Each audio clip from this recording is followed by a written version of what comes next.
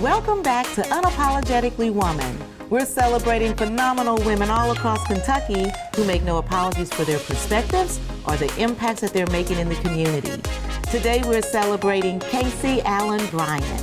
Kacy is a wife, a mom, a nurse, and she is the Commissioner of Social Services at Lexington-Fayette Urban County Government. Unapologetically Woman, Kacy Allen-Bryant, that's you. Welcome. Thank you, thank you, thank you. I love being here. Thank you. Congratulations. We're so excited to be celebrating you and everything that you do. Thank you. Okay. I'm honored. But look, you have a lot of titles. Tell me about your mom title. You have 2 kids. I have 2 children. My twin, Cassidy, who will be 14 on St. Patrick's Day, and Aiden James, who is 10 and a half, going on 30.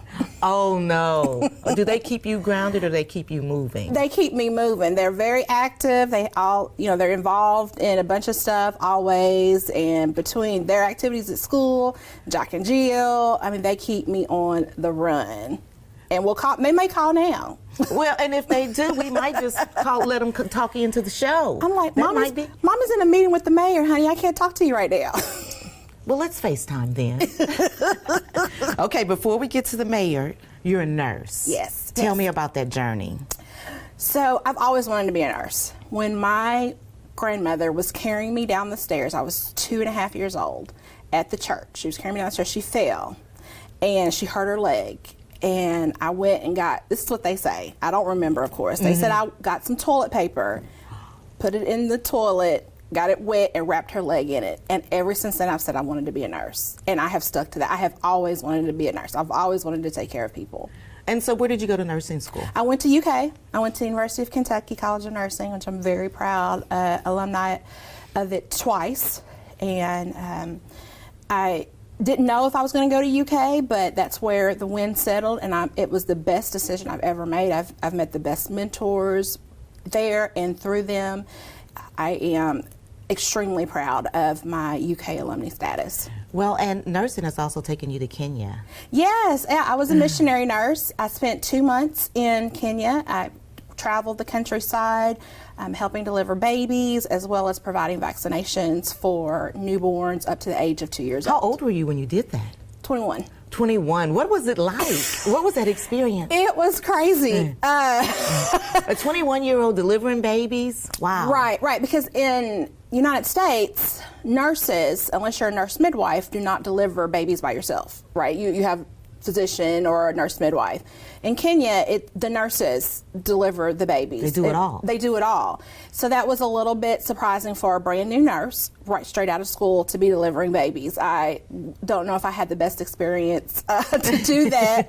Luckily, we had some older nurses there, but it really shaped me as a person. It shaped me in knowing how many advantages we have as Americans, and how there are people who do not have the basic needs. And of course, it's more extreme over in Kenya. You're talking about a developing country, but it still is here. We still have people here who do not have their basic needs. They don't have enough food to eat. They do not have proper housing. They do not have clothing. And so I just basically transferred what I was doing there and then came here and pursued public health nursing.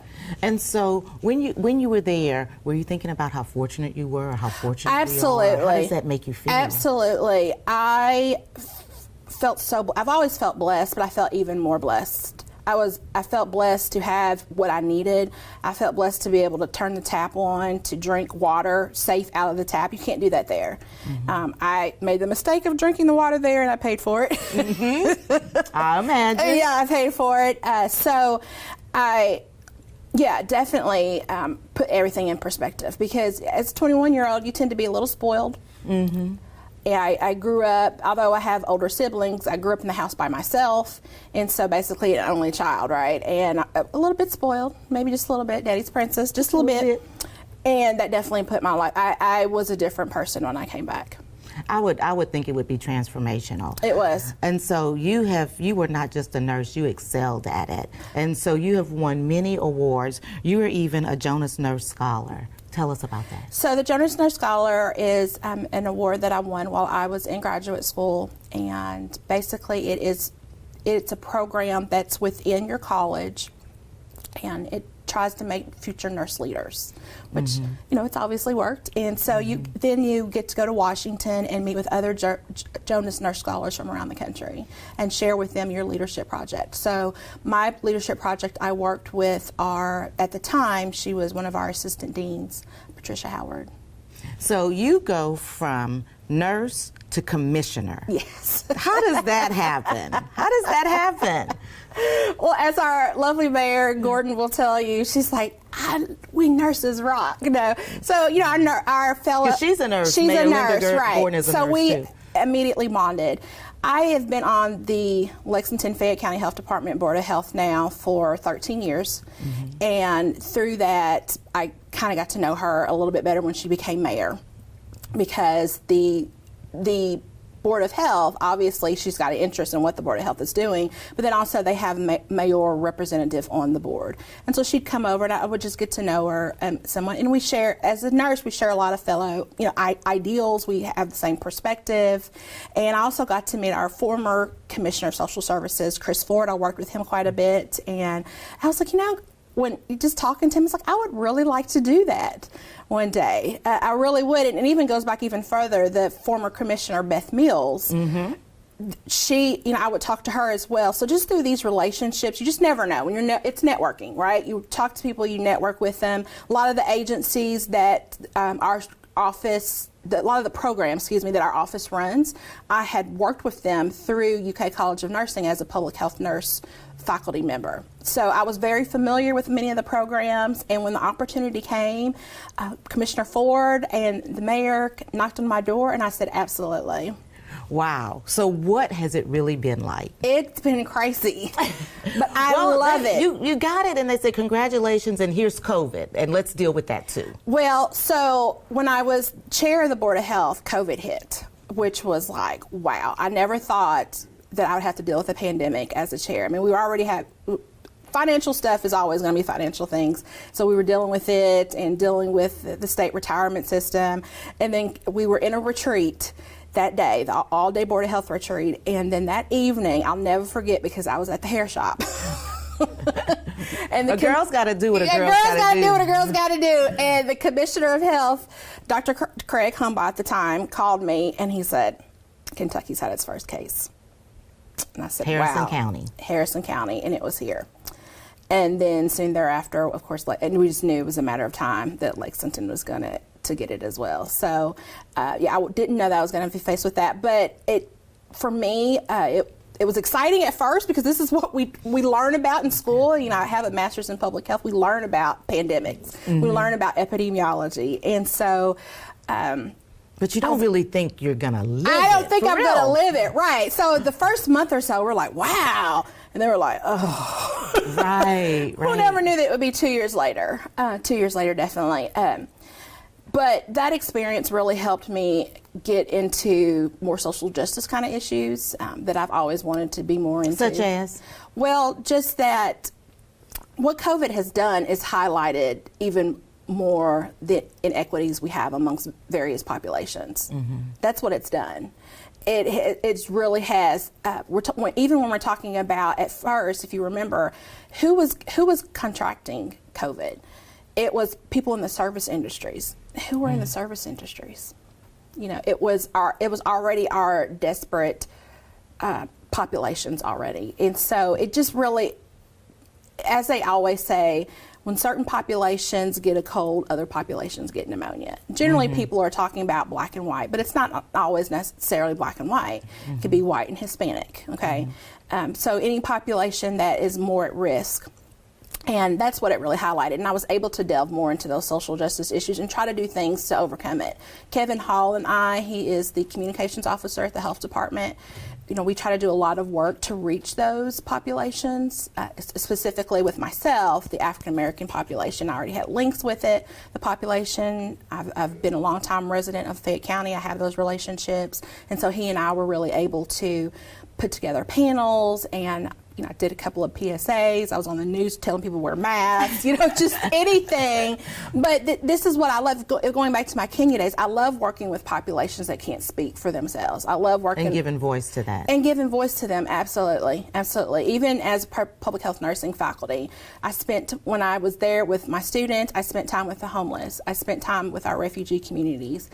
I spent time with our teen mothers. That's another vulnerable group. I mean, that's the type of populations I like to work with. How does your dad play into this? Because I read somewhere that you are living your dad's legacy. I am. I really am. So my father just recently passed, February the 4th. He's 79 years old.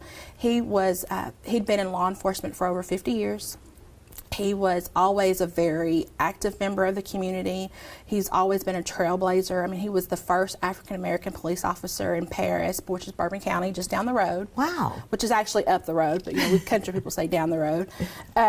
So he always was reaching out to everyone. He coached Little League, he coached basketball, he helped start the Police Activities League here in Lexington. He was one of the good cops. He was always trying to help people, give them a break. He realized that, you may be out here you may be committing a crime, but why are you committing that crime? And he was always one of those kind of guys.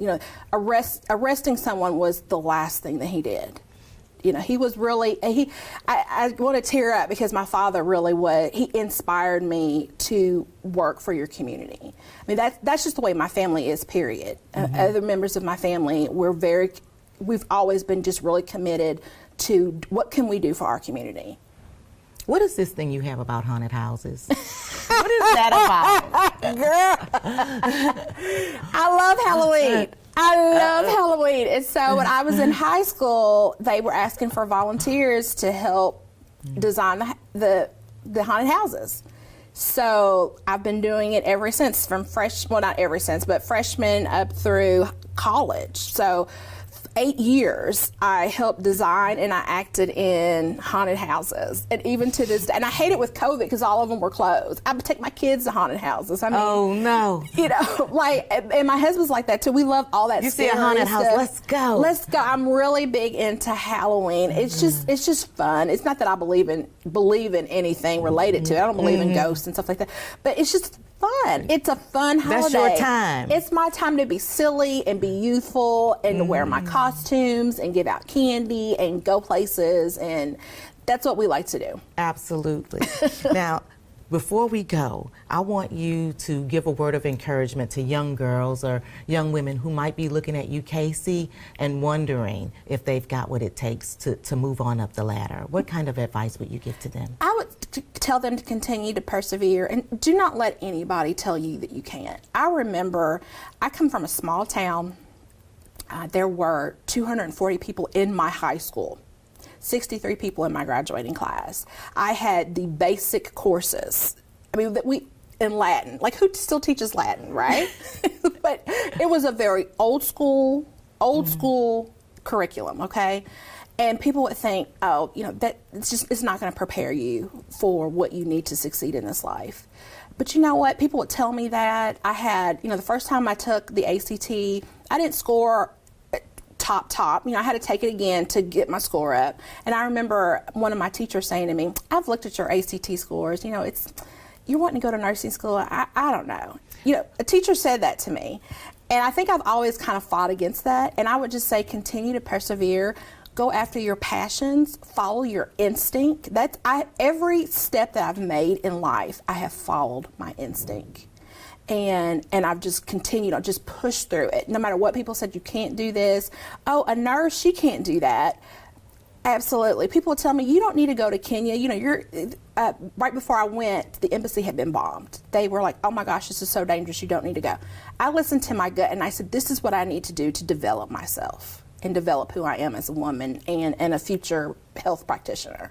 So that's what I would mostly say to young women is persevere, find a mentor. I had the best mentors in my life. I mean, even now at the city government, I have great mentors, and I've attached myself to them because there's always something somebody can learn from another person, always. And it doesn't even matter the age. Your mentor you know, because of their experience, they have more experience than you, but they may be the same age as you. But just attach yourself to someone that you know is doing what you want to do. Absolutely. Thank you so much for being here. I'm so excited to Thank celebrate you. you. I appreciate you having me. You guys heard it from Kacy Allen-Bryant. Don't ever let anybody deter you from what you want to do. Continue to watch us as we celebrate other women just like Kacy in Kentucky who are making trails. I'll talk to you soon.